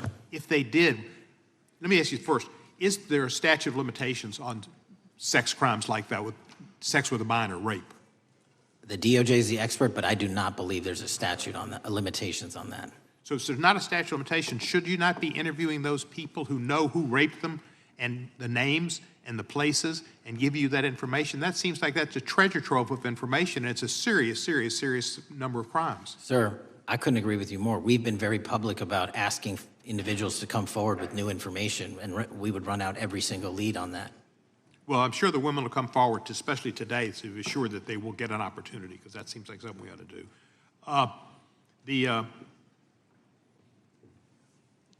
Mr. Driscoll, what was his reputation? I can't comment on Mr. Driscoll's matter. It's an ongoing litigation. Yeah, but his reputation you could tell us about. I can't tell you about his reputation. His work has been laid out in that lawsuit. How many of the FBI agents who worked on the January 6th case have been fired? I don't have that number, sir. Do you have a ballpark figure? No, but I can tell you that individuals based on case assignments in the FBI that I have led have not been terminated for case assignments. Thank you, sir. And come back to Memphis, and you work with Kevin Kane in our Tourism Bureau. He's great. Thank you. And thank you for your work in Memphis. Gentleman, you're back. Mr. Chairman, I have a unanimous consent request. Gentleman's recognized. So I've 4 documents I'd like to introduce into the record. The first one is Jeffrey Epstein's 6 story played out for years in plain sight. And Acosta is quoted in here saying, "I was told Epstein belonged to intelligence and to leave it alone." The second document is entitled, "What Epstein's Bodyguard Warned About His CIA Connections." The third document is from Fox Digital. It's titled, "Epstein's Private Calendar Reveals Planned Meetings with Obama Admin Official CIA Chief." And the last document is Wall Street Journal article that highlights Ehud Barak's 36 meetings with Jeffrey Epstein. He was the former Prime Minister of Israel and head of military intelligence for Israel. It may have held that title when he met Epstein, and then, yes. Without objection, the gentleman will hold for a second. The gentleman from Maryland is recognized. Thank you, Mr. Chairman. Just one UC request. This is Judge Engelmeyer's decision from August in U.S. versus Epstein, stating the government's 100,000 pages of Epstein files dwarfs the 70-odd pages of Epstein grand jury materials. Without objection, the gentleman from Kentucky is recognized for 5 minutes. Thank you, Mr. Chairman. Director Patel, I watched some of your Senate hearing yesterday when Senator Kennedy asked you, "You've seen most of the files. Who, if anyone, did Epstein traffic these women to besides himself?" You replied, according to the transcript, "There is no credible information that he trafficked them to anyone else." You also said somewhere in the hearing and here today that the problem is that the case files are constrained by limited search warrants from 2006 to 2007, and that the non-prosecution agreement hamstrung future investigations. Those constraints only apply to Southern District of Florida. They do not apply to Southern District of New York, the location of the 2019 sex trafficking indictment, which produced many things, including a series of FD 302 documents. According to victims who cooperated with the FBI in that investigation, these documents in FBI possession, your possession, detail at least 20 men, including Mr. Jess Staley, CEO of Barclays Bank, who Jeffrey Epstein trafficked victims to, victims including minors, such as Virginia Roberts Giuffre, may she rest in peace. That list also includes at least 19 other individuals, one Hollywood producer worth a few $100 million, one royal prince, one high-profile individual in the music industry, one very prominent banker, one high-profile government official, one high-profile former politician, one owner of a car company in Italy, one rock star, one magician, at least 6 billionaires, including a billionaire from Canada. We know these people exist in the FBI files, the files that you control. I don't know exactly who they are, but the FBI does. Have you launched any investigations into any of these people, and have you seen these 302 documents? Sir, I have asked my FBI agents to review the entirety of the Epstein files and bring forth any credible information. And we're working with Congress not only to divulge that information and produce it to you, but any investigations that arise from any credible investigation will be brought. There have been no new materials brought to me launching a new indictment. So is the loophole here, or is it your assertion that these victims aren't credible, that the 302s maybe didn't produce credible statements that rise to a probable cause? It's not my assertion, sir. It's the assertion of two different United States attorneys' offices from 3 separate administrations who investigated those same materials in live time. Are the 302 documents in the FBI's possession? They reviewed all that, yes, sir. And so have you reviewed those 302 documents where the victims name the people who victimized them? If I personally know, but the FBI has. So how can you sit here and in front of the Senate and say there are no names? I said I named one today. I said we are not in the practice at the Department of Justice FBI of releasing victims' names. That is not what we do. We are also not in the habit of releasing incredible information. That's not what we do. But multiple authorities have looked at the entirety of what we have. Okay, I got to move on here. Were you present when the AG had the White House event when she released the binders to the social media influencers? I was, yes. So if you're willing to meet with social media influencers who stood to benefit from the sensational and sad stories of these victims, will you meet with the victims as well? The FBI will meet with anyone who has new information. Will you personally meet with them? The FBI and the professionals who are handling the cases will. Were you instructed that it was important to release the documents to the Oversight Committee on the day of my introduction of the discharge petition to release these files? I don't know what day that was, so no. Well, they were released that day, and there were victims' names who weren't redacted because they were in such a rush, and the victims are not happy about that. Have you investigated any of the CIA connections? Have you seen the CIA file on Jeffrey Epstein? And if you wanted to see it, would they show it to you? Well, I can speak for the FBI, and that's presuming there's a CIA case file. And I've reviewed everything that the interagency, not I, the FBI, that was provided to us. Would you be willing to look at the CIA file on Jeffrey Epstein? If there is such a file, and if it has not already been turned over to the FBI will look at any new investigative leads. Have you made any progress on the pipe bomb investigation January 6th? And have you made any progress on the motive of the Las Vegas shooter? As to the first, it's an ongoing investigation, and we have made progress.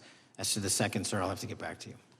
All right, thank you. I yield back. Mr. Chairman, I have a unanimous Gentleman consent yields request. back. Unanimous consent request from the gentleman from New York. I ask unanimous consent to introduce an unsigned memorandum from July 7, 2025 that says we did not uncover evidence that could predicate an investigation against uncharged third parties with the insignia of the Department of Justice and the FBI. Without objection. Mr. Chairman, I have a unanimous Gentleman from Georgia. consent request. It's a article entitled DOJ Deletes Study Showing Domestic Terrorists Are Most Often Right-Wing. Objection. Thank you. The gentleman from Georgia is recognized for 5 minutes. Thank you, Mr. Chairman. Director Patel, thank you for being here today. I want to first talk about the significant role that the FBI plays in combating the national security threats posed by our nation's greatest threat, our nation's greatest security threat, China and the Chinese Communist Party. It's a fact that China is America's most significant national security threat, isn't that correct? I would say so, sir. And you would agree with me that China wants to dominate the United States of America?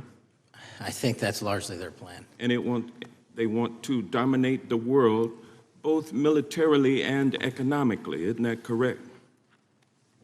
I think so. And sir, you've been FBI director for the last, 8 months? 7 months, yes. 7 months, and during that time, have you held any stock in any companies founded in China? I don't believe so. Well, you do own stock in a company known as Elite Depot, don't you? Which one, sorry? Elite Depot. You own stock. I think that's, I'll have to get back to you. I think it's a law firm and it's a company out of Singapore. Okay, well, no, the company out of Singapore, which is owned by Elite Depot, is the Shein Company, which was founded in China, correct? That company operates out of Taiwan. Well, they changed their headquarters from China back in 2022 to Singapore for tax purposes, but it's owned by a Chinese billionaire. I think his name is Charlie Zhu, and you own stock in the company that owns Shein. Which I disclosed during my confirmation process. You certainly did. And now, do you still hold that stock in that Chinese company?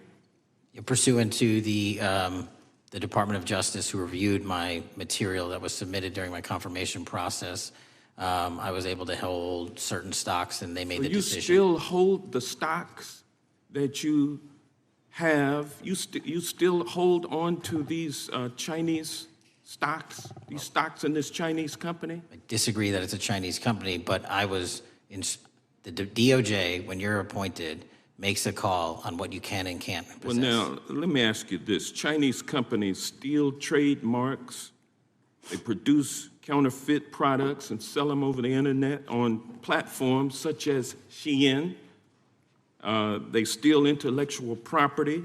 They steal data from American companies. And to me, it seems inconsistent with your role as FBI director that you would own stock in a company that is based in a country that is the nation's premier national security threat. It's like you are putting your own financial security over the security of the nation. I disagree with that characterization. Well, I think the American people look at it like it's a classic situation of the fox guarding the hen house. If the FBI is charged with investigating espionage, economic espionage by companies controlled by the Chinese Communist Party, and you are the director of the FBI, you've got a conflict of interest. Sir, I would just show if there's any intimation that I'm against. Why are you holding on to this stock? It wasn't a decision I made. And it's valued at up to $5 million as of when you last reported, correct? $5 million in stock? No, I don't follow it. You don't follow it, but you're still making money off of it. I don't have any money off of anything. What I have done... Trump's trade policies directly impact the value of that Chinese stock. Won't you agree with that? Which trade policy? I'm not a trade expert. Okay, all right. But I want to tell you this. Crazy on me today. Let me ask you this question.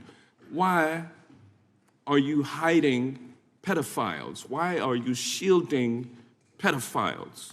Why are you protecting pedophiles?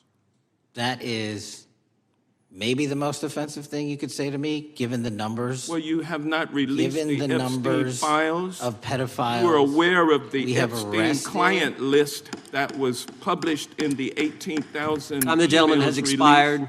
The gentleman yields back. Can he answer the question? Can I just respond? Of course, the gentleman can answer the question. Since I took over the FBI, there has been a 33% increase. Sir, all of that started under Christopher Your Wray. time is done, but No, it didn't. the witness gets All to of answer that the started question, under and then the we'll go to our previous, next. FBI director, sir, and you're coming in here trying to take credit for something that a previous director Gentlemen, instituted and largely brought to conclusion. I take no I think it's credit. been clear that offensive. the director It's offensive.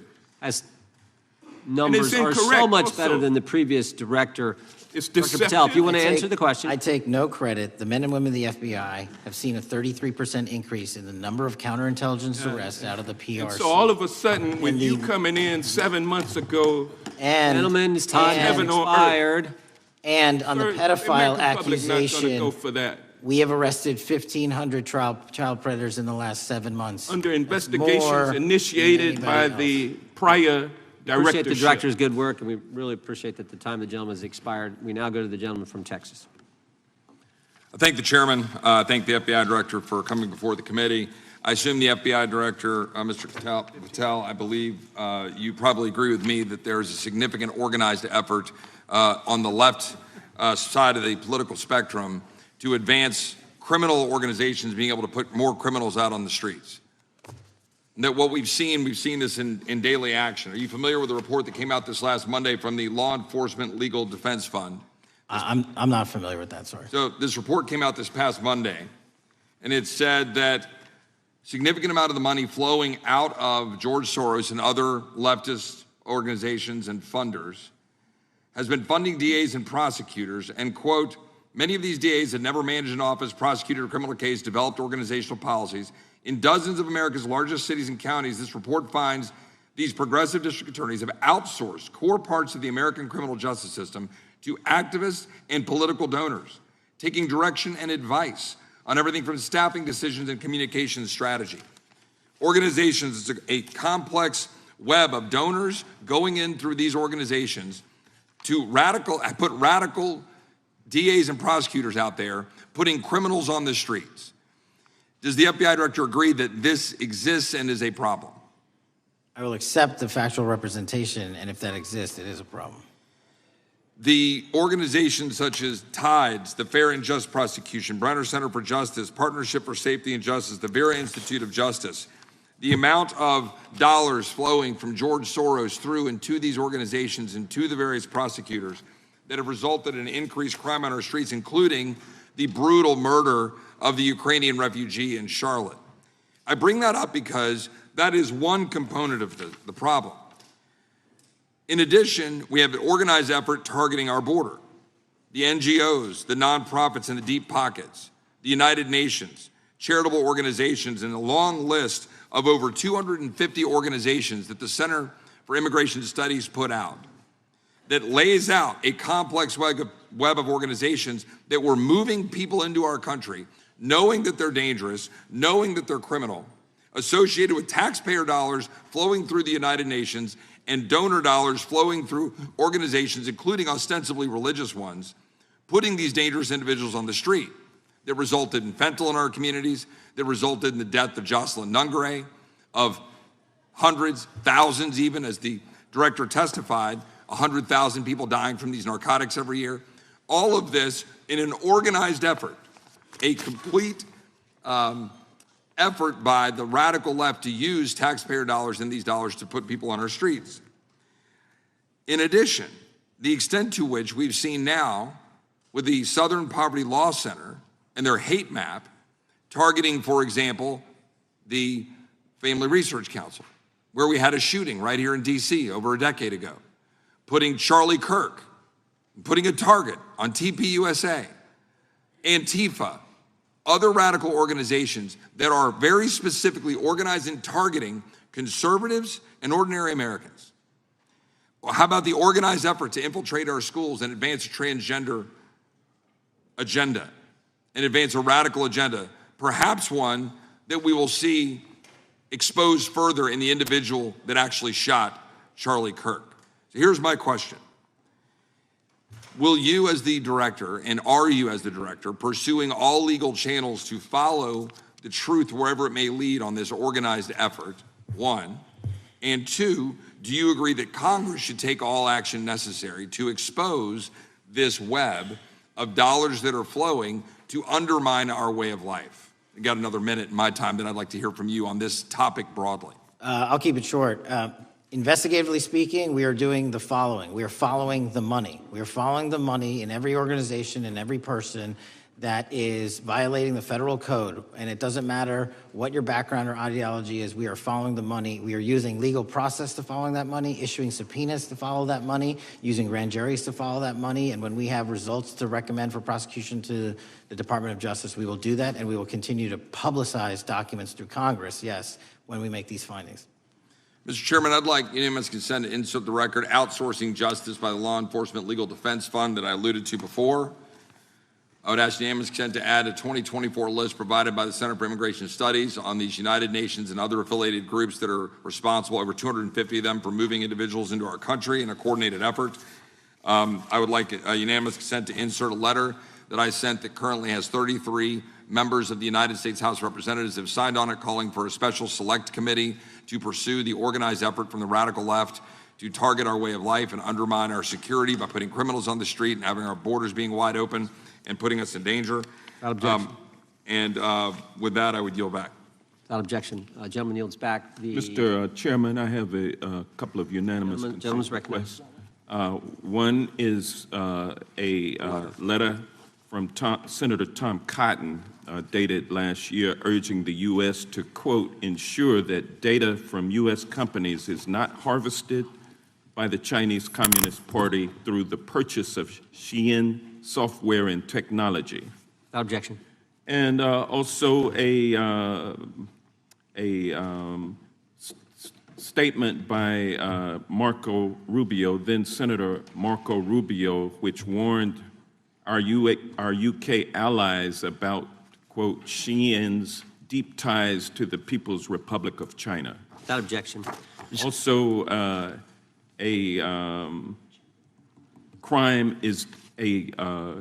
the record crime is down in 2025. Trump doesn't deserve credit, which demonstrates that the crime rates have been decreasing since 2023, which was published by the Vera Institute. Also, a unanimous consent request to enter into the record a NPR report from July of 2024. GOP vows to make America safe again. Statistics contradict their growing crime claims. Without objection. Also, a report out of the American Presidency Project dated January 17, 2025, record low crime during the Biden-Harris administration. Without objection. Also, Joe Biden is correct that violent crime is near a 50-year low, which was a PolitiFact publication of May 2024. And last but not least, a FBI releases 2024 reported crimes in the nation statistics. These are FBI statistics published on August 5th, 2025, which details decreases in murder, rape, aggravated assault, and robbery in 2024. Without objection. Gentleman from Kentucky is recognized for unanimous consent. Mr. Chairman, I ask unanimous consent to submit two sets of documents. The first is a series of emails from the victims of Jeffrey Epstein. They are making FOIA requests to get their own FBI files and not having any success. So I want to bring attention to that by submitting that to the record. The second document that I want to submit to the record, for the record, I know we don't usually read these. This one's not readable. It's completely redacted. For the most part, the first 50 pages. This is actually the search warrant that was served on James O'Keefe for a diary that he had already given to the government 2 months before.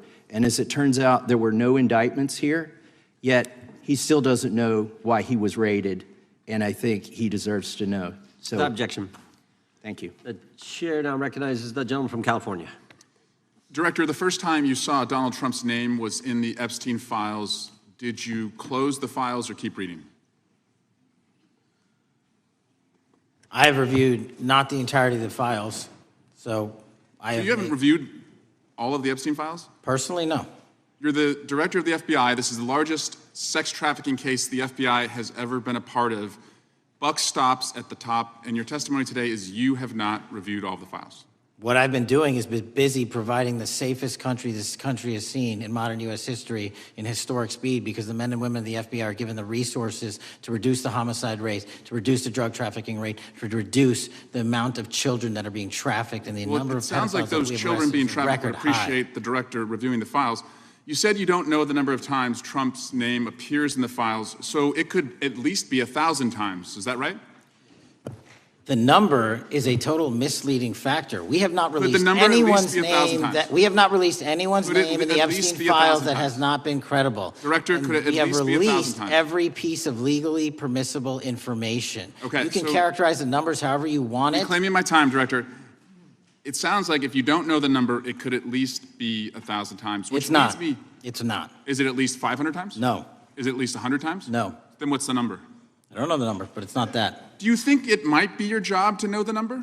My job is to provide for the safety and security of this country. My job is not to engage in political And that innuendo includes protecting so you can go sexual out to the assault victims. sticks and get your 20-second hit in your fundraising reclaiming my article. time, But Director. keep going, reclaiming your time, because the Director, people of California If are Trump- being if the underserved by president- your If the representation. president is not implicated, why not release everything that involves him? We have released everything, the president and anyone else's side, that is credible and lawfully be able to be released. Your fixation on this matter and baseless accusations that I'm hiding also child Mr. Massey's pedophiles is disgusting. interest. Anyone that says that needs to look at the stats alone. And go back to the state of California, who's receiving the biggest surge in FBI resources through my redeployment, because the cities of Los Angeles, San Diego, and San Reclaiming Francisco my time, need it. Director. Remembering your oath to tell the truth, did you ever tell Donald Trump his name is in the files?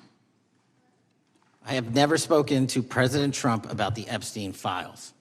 Did you ever tell the Attorney General that Donald Trump's name is in the Epstein files? The Attorney General and I have had numerous discussions about the entirety of the Epstein files and the reviews conducted by our team. Did you tell the Attorney General that Donald Trump's name is in the Epstein files? And we have released where President Trump's name is in It's the a simple attorney's question. file. Did you tell the Attorney General that the President's name is in the Epstein files? During many conversations that the Attorney General and I have had on the matter of Epstein, we have reviewed The question is painstakingly simple. who Did you can tell the Attorney General that Donald Trump's name is in the Epstein files? Yes or no? Why don't you try spelling it out if Yes you're or going to mock no, me? Director? Use the alphabet. Yes or no? No? A, B, C, Director, D, E, F? it Don't wanna sounds do like it? you don't want to tell us. Did you tell the Attorney General that Donald Trump's name was in the Epstein files? Why don't you try serving your Director, constituency did by you tell the focusing on Attorney reducing General violent that Donald crime in this Trump's name- country and the number of pedophiles that are Director, illegally reclaiming my harbored in time, your Director. sanctuary cities in Director, California? reclaiming I'll my work with time. you on that. Do Regular you order, wanna Mr. work with us Chairman. on that? Director, Time reclaiming my belongs to the time. gentleman from California. Did you tell the Attorney General that Donald Trump's name is in the Epstein files? The question has been asked and answered.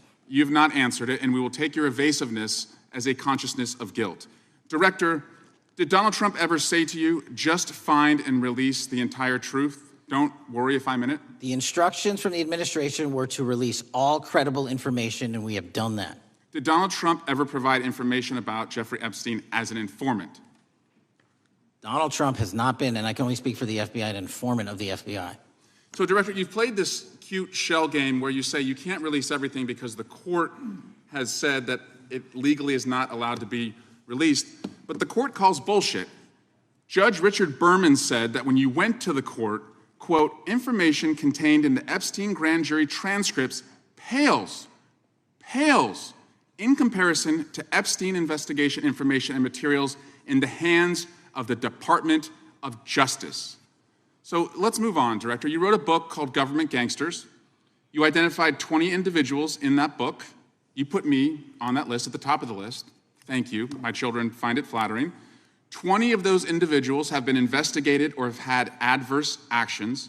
Director, considering that you have identified these people as, quote, government gangsters, will you recuse yourself from making any investigation decisions about these individuals? Anyone that has been terminated at the FBI has been done so No, the because question they failed again, to meet the muster in their Director, constitutional I will obligation. work on the No. audio-visual capabilities. I'm of going to the troops. I borrow don't your think you can hear me. terminology and call I'm reclaiming bullshit my on your time. entire career in I'm Congress. reclaiming my It time, has been a Director. disgrace to the American Director, people. I'm reclaiming my time. You can reclaim your Will you time all you recuse want. yourself? Mr. Chairman, you're going to allow a witness to speak this way? Mr. Chairman, would you give recuse yourself, The gentleman has no time Mr. to Chairman, would you Mr. Chairman, admonish the point of- witness not to insult members? The gentleman has no time. Mr. Chairman, the just committee will remember. quick point of order.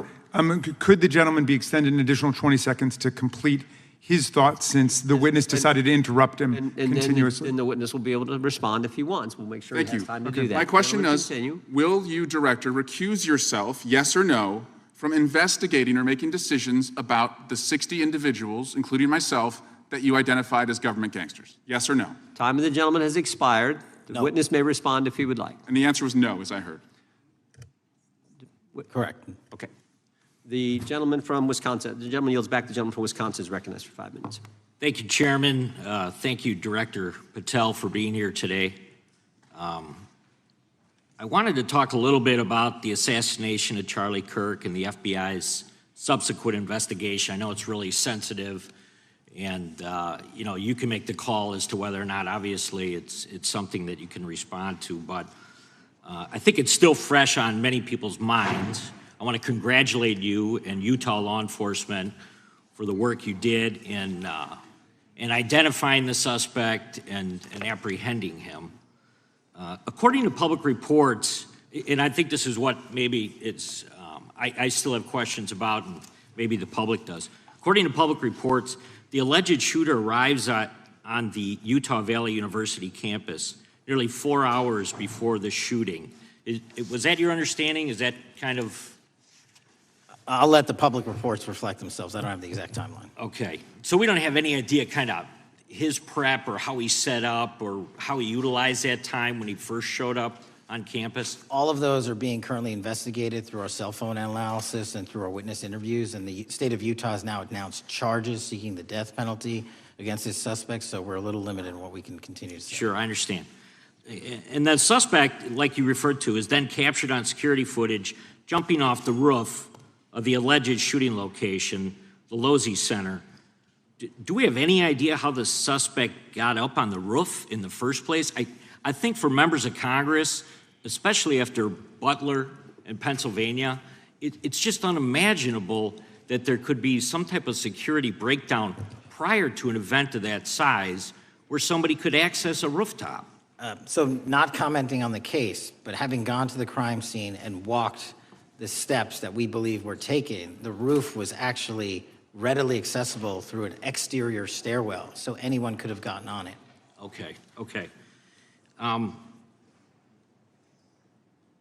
The suspect flees on foot to kind of this wooded area where he drops the rifle, wraps it in a towel, and then proceeds to his staged vehicle and basically drives home.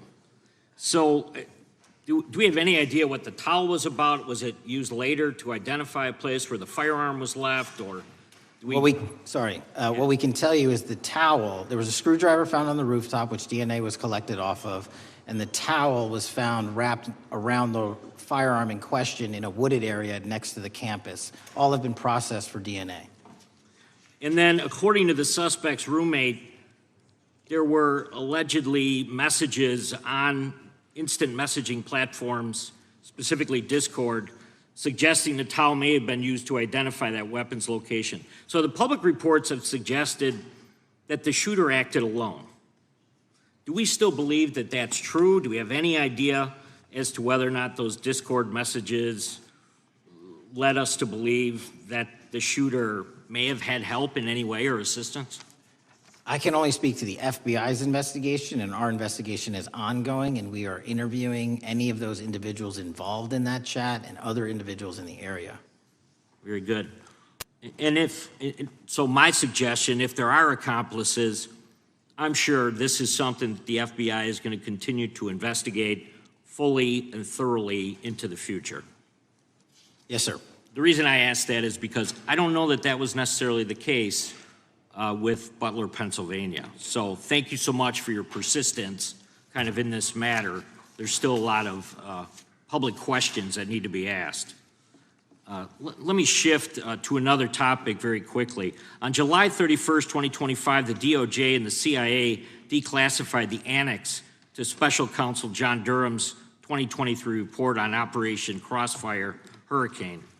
The 29-page Durham Annex contains previously classified information about, among other things, the investigative referral of the Clinton campaign plan. Why would somebody place documents in a burn bag related to this case? That case is very much ongoing, so I can't comment on the stylization of the evidence we're collecting. Can you comment at all on the Durham Annex, as I described it? The Durham Annex, which has been publicly released thanks to the FBI's commitment to transparency, is one of the documents that's being utilized. And in general terms, speaking for a burn bag, sir, a burn bag is what you use to put classified documents into generally, because that is literally how you destroy them. So it appears that efforts were made by the Clinton campaign to reach out to the FBI agents or the Clinton sympathizers in the intelligence community in order to lead more credibility to the Clinton campaign plan. Do you think that's an accurate characterization? Again, I'm not going to characterize that material because it's part of an ongoing investigation. Thanks for being here today. I yield back. Gentleman yields back. Gentleman from California is recognized. Thank you, Director Patel, for being here today. The FBI searched Jeffrey Epstein's Manhattan residence, correct? I believe that happened in 2018. I think there was 2 locations, sir. It's 2019, and in that residence, the FBI found a safe, correct? I don't have the catalog of evidence in front of me. In that residence, the FBI found a safe, correct? I'll accept your representation. Okay. And in that safe, the FBI found topless and lewd photographs of girls, correct? Again, sir, I'll accept your representation. I don't know. Thank you. It was all over the media at the time. There's a New York Times article that says Jeffrey Epstein is indicted on sex charges as discovery of nude photos is disclosed, dated July 8th, 2019. And the Times reports a trove of lewd photographs of girls was discovered in a safe inside financier Jeffrey Epstein's Manhattan mansion. Author Michael Wolff has conducted numerous interviews of Jeffrey Epstein. I'm going to play for you a video clip of what Michael Wolff said Epstein told him was in the safe and what he showed the author was in this safe. So let's please play that clip now. Elected. And I was sitting talking to Epstein, and he said, "Wait a minute, I got to show you something." And then he went into his safe, and he came out with photographs. They were Polaroids, I think, and he kind of spread them out like playing cards, and it was Trump. I mean, I think there were a dozen of them, and it was Trump with girls of an uncertain age at Epstein's Palm Beach house, where all of the things that he would ultimately be accused of took place. And I remember very vividly 3 of them. There are 2 in which Trump is, the girls, topless girls, are sitting on Trump's lap. And then a 3rd in which he has a stain on the front of his pants. And the girls are kind of pointing at it, sort of bent over, laughing. So Director Patel, I'm going to ask you a very broad and general question. As you know, Donald Trump and Jeffrey Epstein were friends. There are, of course, photos showing Donald Trump together with Epstein, correct? I don't have the entirety of the photographs, but I think they've been photographed in public together. All right. Are there any photos showing Donald Trump with girls of an uncertain age? No. How do you know that? Because that information would have been brought to light by multiple administrations and FBI investigators over the course of the last 20 years. Well, you know what? That's just not true, because no one knew about the creepy birthday message that Donald Trump wrote to Jeffrey Epstein until the Wall Street Journal disclosed it, and then all of a sudden, the Epstein estate provides it to Congress. Well, so certainly, you weren't there at the search. You don't know what Epstein may or may not have done with those photographs even prior to the search. Maybe someone has it. Maybe the Epstein estate has it. You raise a great point. So I'm going to ask you, have you asked to talk to Michael Wolff? You raise a great point. I haven't personally asked to talk to Michael Wolff. Has the FBI asked? But You the interview Michael FBI, I'll get back to you if the FBI specifically So Michael Wolff has has ever. about 100 hours of testimony of Jeffrey Epstein. Wouldn't it be good for the FBI to interview Michael Wolff? I'm not saying they haven't, I just don't know. Has FBI subpoenaed the tapes that Michael Wolff has conducted of Jeffrey Epstein? I don't know. All right, so if you could provide us an answer, that would be terrific. Well, let me ask you this question then. Have you looked at all the photos in Epstein files? I have looked at all the information that the investigators who investigated this case have provided to run out credible leads. And in the Epstein file, was there that creepy birthday message that Donald Trump had written to Epstein? No, that's what I was trying to tell you. You raise a great point. The estate of Jeffrey Epstein has a voluminous amount of information that they have not released before. Okay, so that's great. So wouldn't it be great if FBI subpoenaed the estate of Jeffrey Epstein for all that information? The estate is under no obligation to provide that material, even pursuant to a subpoena. That's a great point. Yeah, that's just false. Okay. That's just false. You're the frickin' FBI. You can subpoena the information from the estate, and you better do that. I'd like to move literally on. not how it works. I'm going to move on now and talk about Epstein's client list.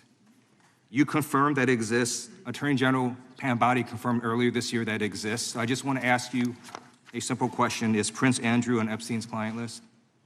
The material related to Prince Andrew has been made public. Is Prince Andrew on the client list? We have released the index of names All right, that were in Jeffrey Epstein's. Is Donald Trump on Epstein's client list? The index has been released, and the index will speak for So I'm itself. just going to say, America, there's a huge red flag. The FBI director could not answer whether Donald Trump was on Epstein's Gentleman's time client has list. expired. I Chair yield now back. recognizes the gentleman from Virginia.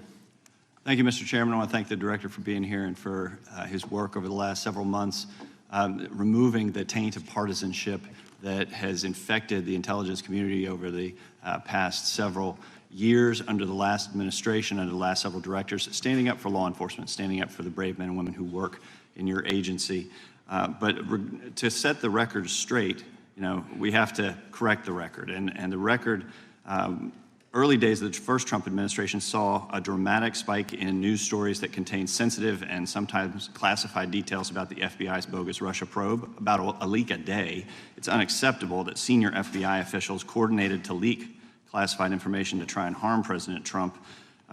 Documents produced to the committee in August of this year revealed that the FBI interviewed a former Intelligence Committee staffer who gave details on a systematic process through which leaks of classified information were affected by then Chairman, now Senator Adam Schiff. Were these findings escalated within the Bureau's chain of command, and if so, to what level?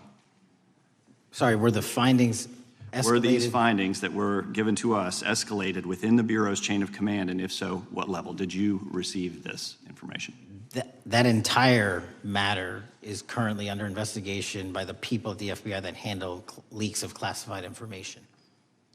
All right, it's good to know that there is an ongoing investigation. Can you tell me whether these leaks to the media compromised any ongoing FBI investigations during the Trump-Russia probe? I can tell you, generally speaking, the leaks of classified information are detrimental to any work the FBI is doing.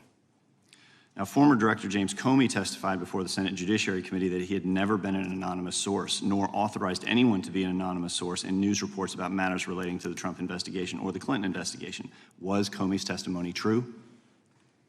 In reference to Director Comey, I'm very limited in what I can say because of what the current status of those matters are with the FBI and the Department of Justice. When I am able to make those public, I will. Can you tell me if there's an ongoing investigation there? Again, without identifying any individuals related to the information you're generally speaking about, there is an ongoing matter that has been under review by the Department and the FBI for some time. Because we know that the documents that we received last month revealed that former Director Comey used Columbia University law professor as a conduit to leak stories to the media that contained classified information. Let me move on to the way that the FISA process was weaponized by past directors.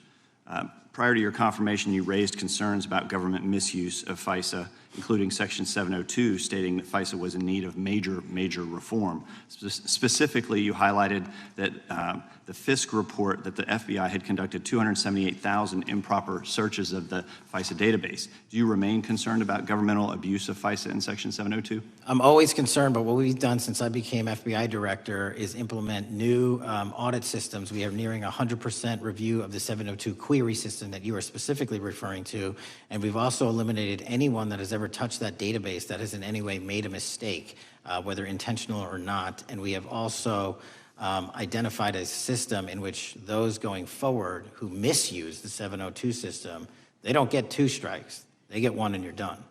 Okay, I'm glad you mentioned you're continuing to audit because, as you know, in May, the New York Times reported you closed the FBI's Office of Internal Auditing. Can you explain why you decided to close this office? Yeah, because under the new restructuring of the FBI, to save resources, there were 2 different places doing the exact same thing. We have a specific division dedicated to audits. I didn't need another audit system doing the audits again. And so we folded some of those folks with their expertise into our specific division and then took the rest of those folks and are moving them out across the country. Under previous FBI leadership, FBI agents were found to have lied to the Fisk. There have been hundreds of thousands of violations of the querying standards. In light of past violations, what action is the FBI taking to ensure that similar abuses do not occur in the future? Exactly what I've outlined. You cannot have access to the 702 query system if you improperly queried that system at all at any time in your career. Okay, at a Senate hearing 2 years ago, your predecessor, Director Wray, testified FBI had previously purchased U.S. phone geolocation data for a specific national security pilot project and further stated that the project had not been active for some time and that the FBI relies on court-authorized process to obtain location data from companies. Does the FBI purchase location data or any other data of Americans from data brokers? I don't believe so, but I'll get back to you.